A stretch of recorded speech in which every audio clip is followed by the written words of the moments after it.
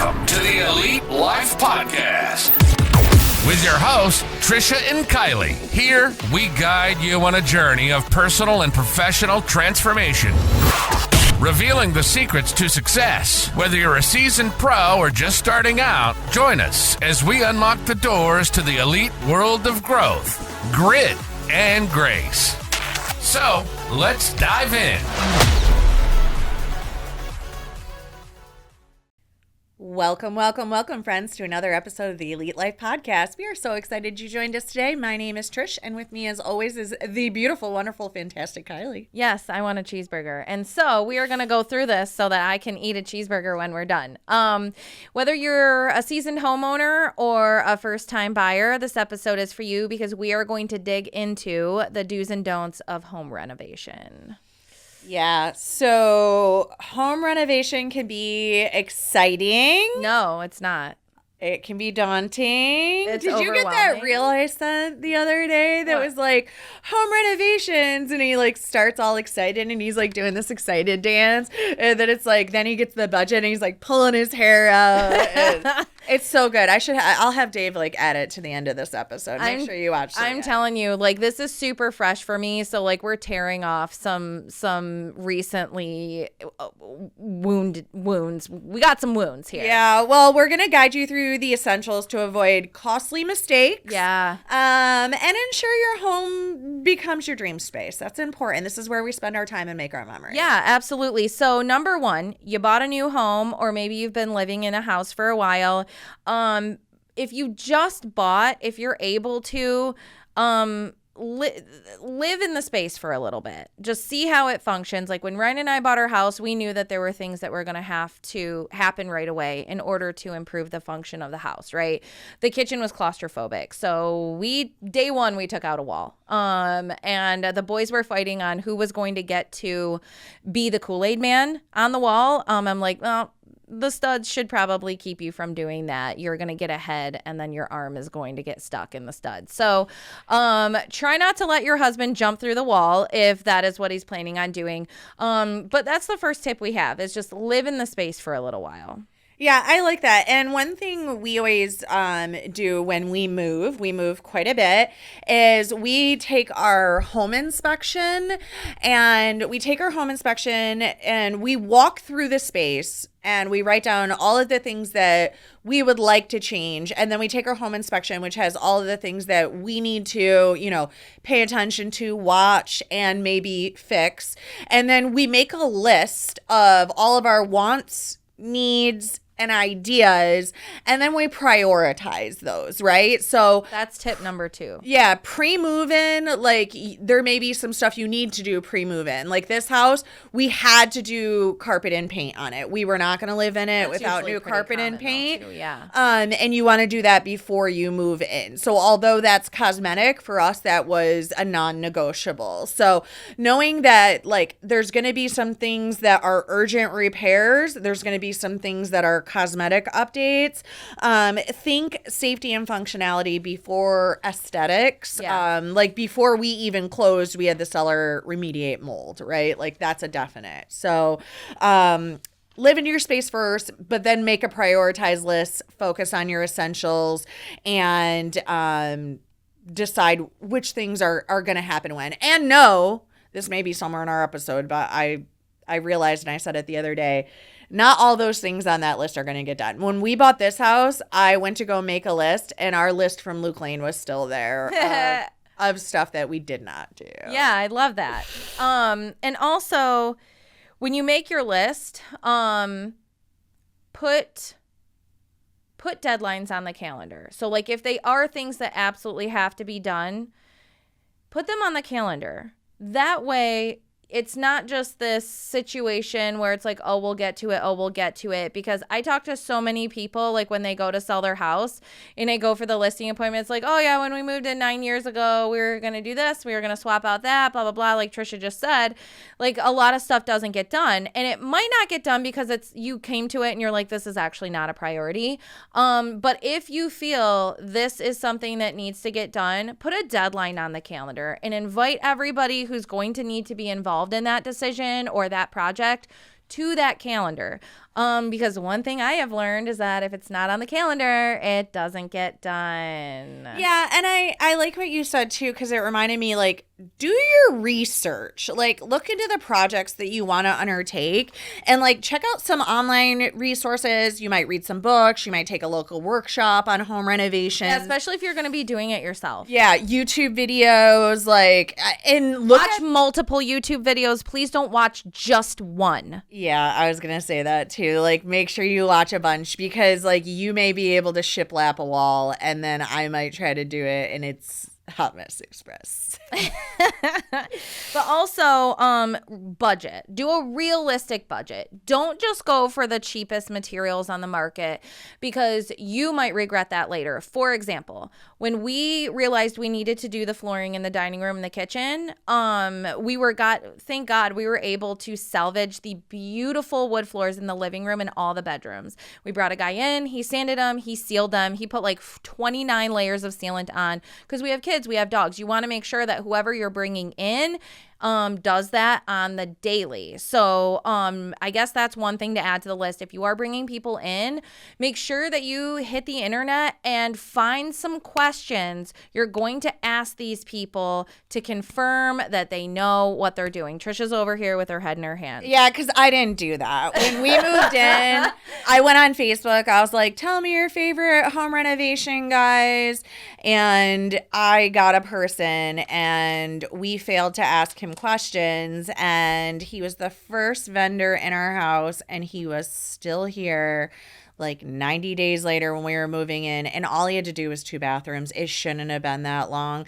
We found out like when we were getting towards the end and we were starting to get like, we're very easygoing people, especially Dave. Nobody believes that about you, Trisha. Not a single person on the planet. Well, I said especially Dave. When it comes to like not, I should say we try to be very cognizant of people's feelings. Like, I'm not a person that's going to rip you apart because you didn't get this done on time. And if there's more time to be had, right? Like, I'm very reasonable. There we go.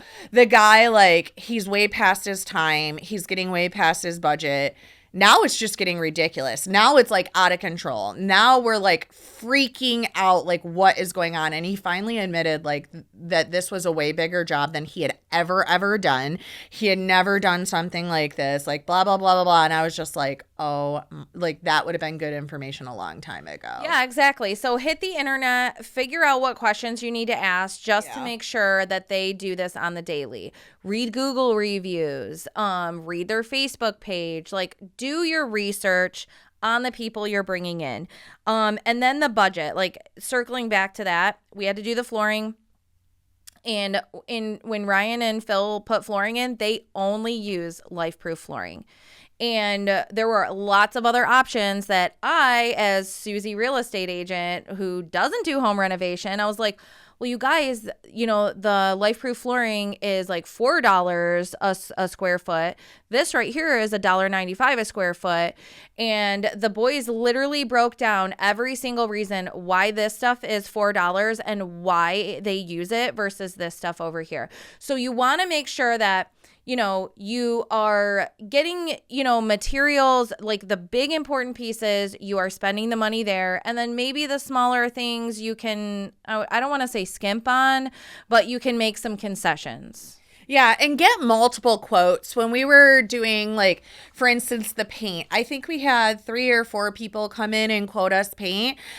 And our quotes were from, I think it was like $7,000 or $8,000 to $25,000. Damn. Yes. 25 grand? Yeah, the women that painted this house before we moved in, the previous owner gave us their information and they came in and they're like, yeah, $25,000. And I'm like, we'll use the guy that painted our last house because he was like the $8,000. Holy Moses in a basket. But again, you get what you pay for. Our guy, Dave, had to take off all of the faceplates so that they just came in and painted. Okay. And then we had to put all the faceplates back on. We had like, so there was stuff that like, we got a discount. They did do the trim. Yep. But so it was less, but we had to do things that we would not have had to do with the other company. And make sure that they tell you exactly what they're going to do. Because like Trisha just said, there's plenty of times where the boys have gone out for a quote and they are letting the owner know, like, okay, for that price, you are getting one color on the walls. We're not doing trim. We're not doing ceilings. Like, we're not taking the faceplates off. Yeah, or he didn't down do ceilings. fixtures. Yeah. Right? So you want to make sure that you fully understand exactly what these people are going to do. Yeah, for sure. Get multiple quotes. Remember, you get what you pay for. Just because this guy can do a bathroom for $3,000 doesn't mean it's going to be a good bathroom. Or if it is a good bathroom, doesn't mean it's going to be done on time either. So make sure you're watching those things. You're checking the details. You're asking questions like Kylee said. Prioritizing projects that add value, right? Kitchen and bathroom remodels are going to add value. New carpet might not necessarily add value, but it can contribute to marketability. I have this conversation a lot when I go on listing appointments. There's a very big difference between what adds value and what adds marketability. Okay, so me redoing all the landscaping at my old house on Luke Lane did not add any value to my house, but it may have added marketability because it looked a lot prettier when people walked through and they're like, oh, this is a very easy to care for landscaping job. It looks clean. It looks fresh. It looks new. We like it, right? Yeah. So it cost me, I don't remember, that cost me quite a bit. I feel like $12,000 or something for all this landscaping because there's a lot of like rocks and bricks and stuff, which probably isn't even that much for landscaping. Landscaping can get up into $20,000, $30,000 too. So remember the difference though between what adds value and what adds marketability. What you're going to be like, oh, I drive up and this looks really pretty. Like our landscaping just got done in the front yard. I did a lot of that myself, me and my dad.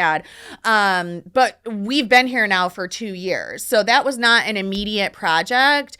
It wasn't even really a project that was on my radar, but once we did it, I was like, oh, I really enjoy this and I like it, but it doesn't add any value to my house. Right. And the other thing to keep in mind too, especially if you are doing stuff yourself, you need to check for what requires pulling a permit. So there's a lot of work and it varies from like city to city and things like that, but there's a lot of things that do require you to go to the city and say, hey, we're doing this work, we need to pull a permit. And a lot of times you as Susie Homemaker or Joe Blow, you cannot do that. You need a licensed professional to do that for you.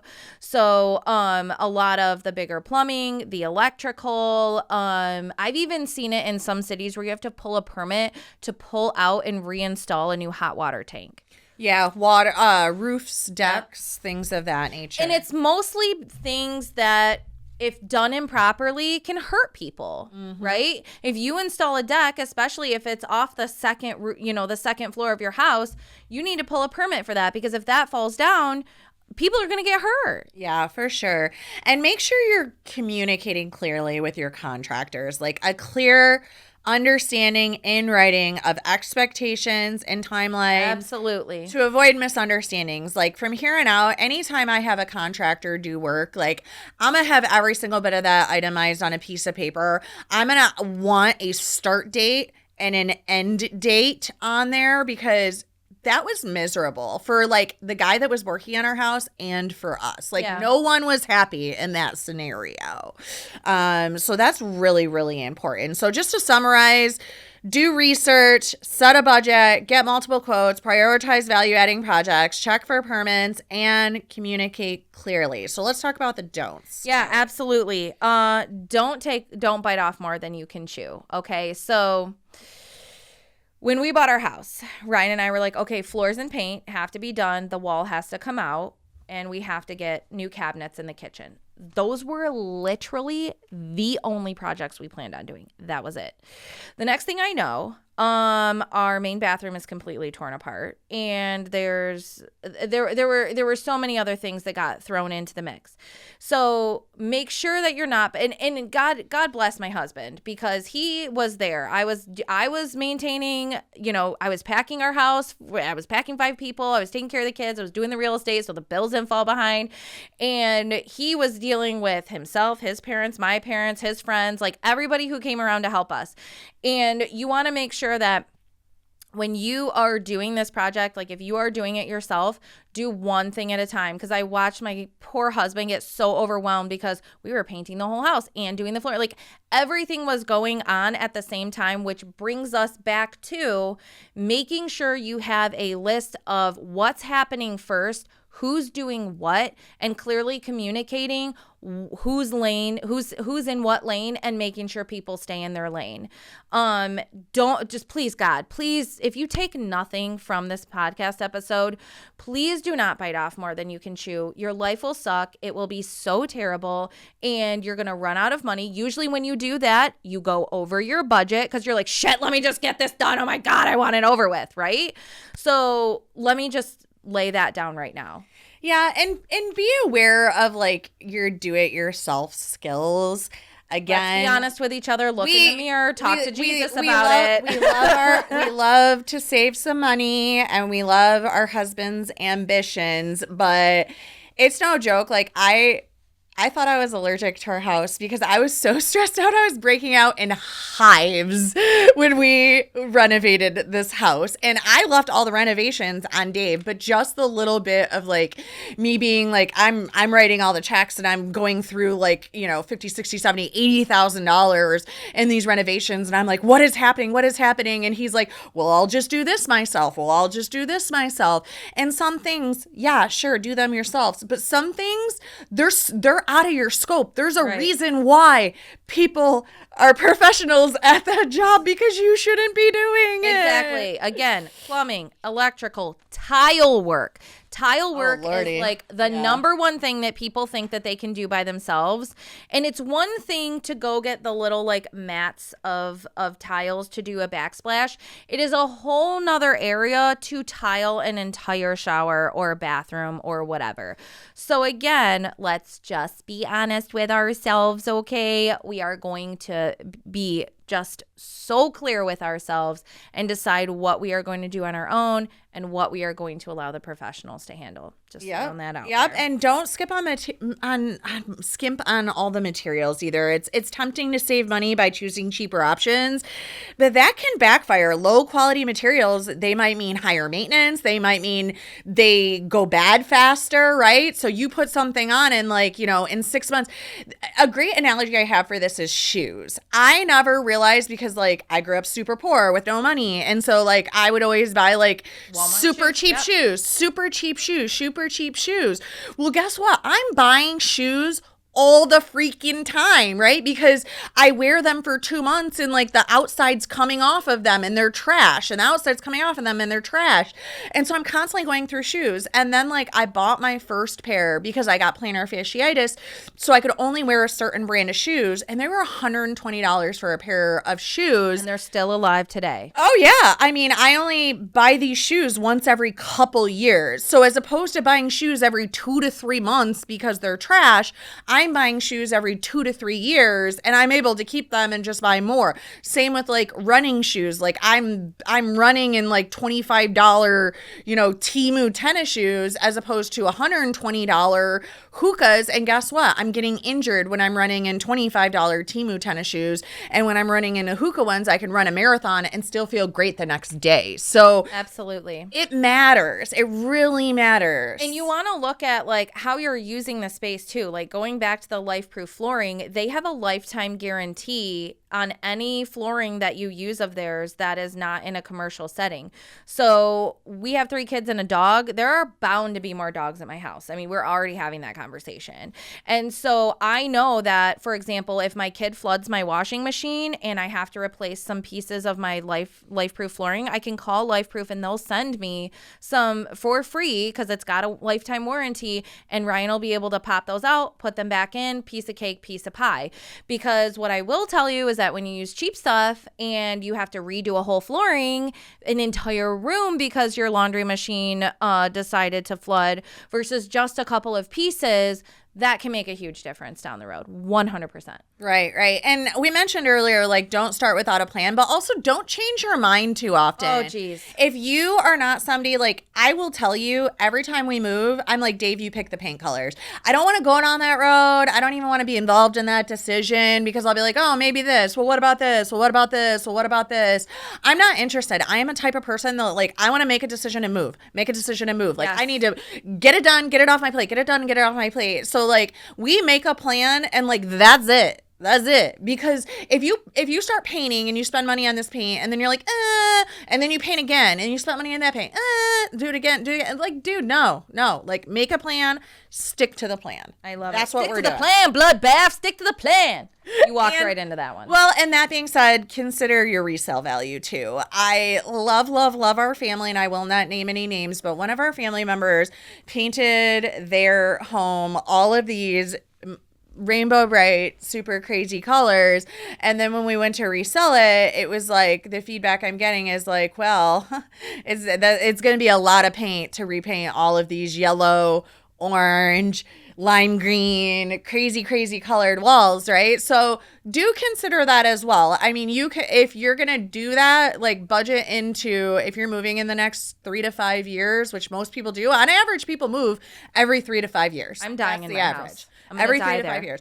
You know how many times I've said that? I don't know. The last, like, 10 freaking times I moved. I'm living here I said that about this house, and I already went back and looked at Luke Lane, and I was like, oh, I only lived there for 2.5 years. So if I live here for 2.5 years, like, I'm good. If you move out of this house, I'm going to punch you right in the box. Right in the box. Okay. All right. So let's wrap up. The don'ts. Don't overestimate your skills. Don't ignore the home's character or skimp on materials. Don't change plans too often. Don't disregard your resale value and plan, and don't start without a plan. Right, exactly. So this is a journey. It can be exciting. It can be overwhelming. It's going to have its challenges. There's rewards at the end. So with careful planning, smart decisions, and the right people on your team, you can get it done. One thing I want to throw in, just one thing.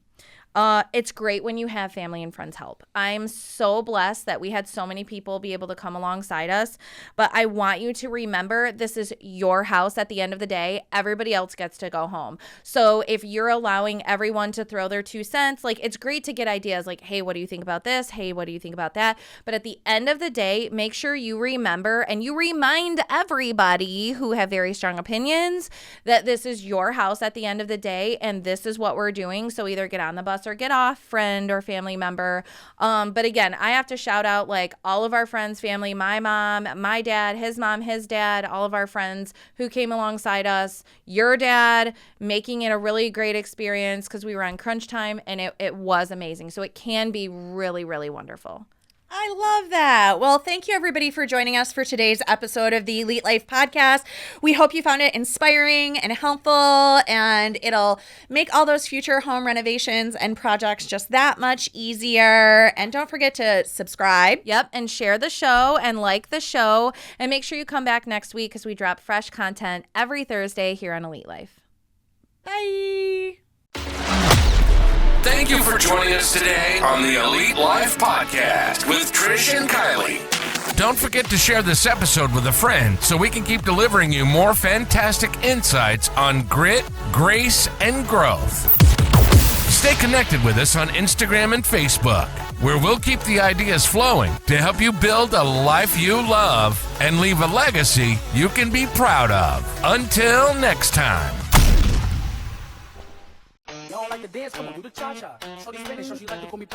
I have no idea what I'm doing, but I know I'm doing it really, really well.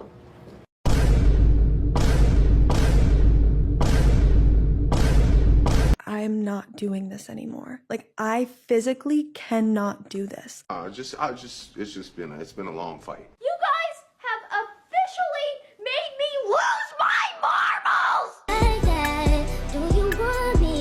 Do you wanna? What are we talking about? 50, 60 bucks? 43,000.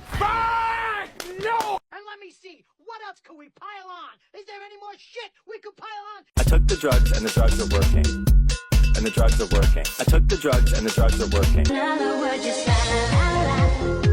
it goes around the world just because it's iconic and I love to do iconic shit.